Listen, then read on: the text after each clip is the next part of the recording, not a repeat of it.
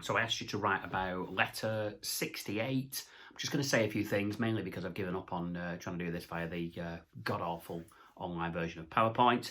So it's quicker if I just go straight to the source, and here I am, so you can hear what I say about it. So we start off, Dear God. She is still addressing her letters to God. She's yet to abandon that convention.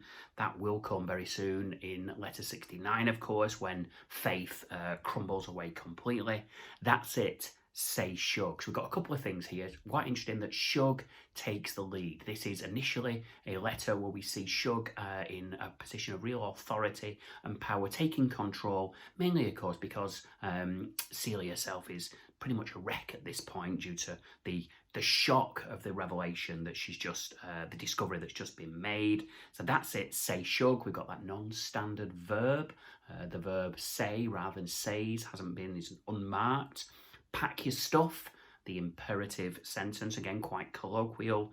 You coming back to Tennessee with me, that adverbial at the end, with me, again showing that kinship, that togetherness between these two characters.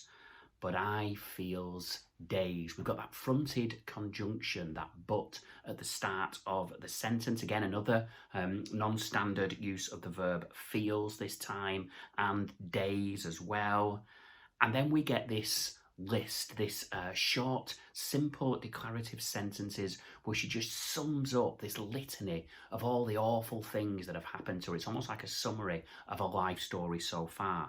My daddy lynch, my mama crazy, all my little half-brothers and sisters no kin to me, my children not my sister and brother, pa, not pa.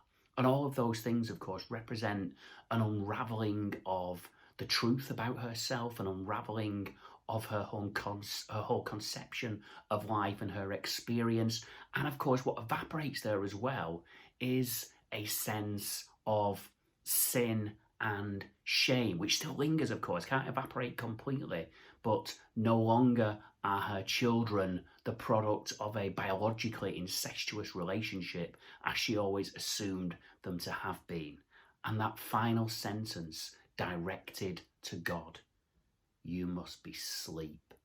And quite a pointed rejection of faith. And of course, the journey of transition that a religious faith is going to go on is going to be one of the key factors of what remains of the novel.